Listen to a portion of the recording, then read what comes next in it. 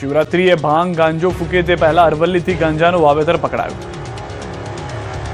અરવલ્લી જિલ્લામાં મોટા પાયે ગાંજાનું વાવેતર કરવામાં આવ્યું હોય તેવું લાગી રહ્યું છે. માત્ર ગણતરીના દિવસોમાં જ પોલીસે 2 અલગ અલગ સ્થળેથી ખેતરમાં ગાંજાનું વાવેતર પકડી પાડ્યું. પહેલા અરવલ્લીના મેઘરજના લાલપુર કુણોલની સરકારી જમીનમાંથી ગાંજાનું વાવેતર પકડાયું, જ્યાં ઘઉં, તુવેર સહિતના પાકની આડમાં ગાંજાનું વાવેતર કર્યું. ગાંજાના 83 છોડ સાથે 8 કિલો 730 ગ્રામ ગાંજો પકડી પાડ્યો. હવે ભિલોડાના ટાકાટુકર ગામથી ગાંજાનું વાવેતર પકડાયું. ભિલોડા પોલીસે અરવલ્લીના ભિલોડાના ટાકાટુકા ગામના ખેતરમાંથી ગેરકાયદેસર ગાંજાના છોડ ઝડપી પાડ્યા. 23 જેટલા ગાંજાના છોડ ઝડપી પાડ્યા, જેમાં 9 કિલો 700 ગ્રામ ગાંજાના જથ્થા સાથે એક આરોપીની અટકાયત કરવામાં આવી. નશાનો વેપલો કરતા ભેજાબાજો ખેતરમાં અન્ય પાકની આડમાં ગાંજાના છોડ વાવ્યા હતા. પોલીસે ખેતરમાં રેડ પાડી ગાંજાના છોડ પકડી પાડ્યા. બીજી તરફ મહીસાગર પોલીસે મોટા પ્રમાણમાં પોસ્ટડોડાનો જથ્થો ઝડપી પાડ્યો. પોસ્ટડોડાના જથ્થાની સાથે ડુપ્લિકેટ નંબર પ્લેટ પણ મળી આવી હતી.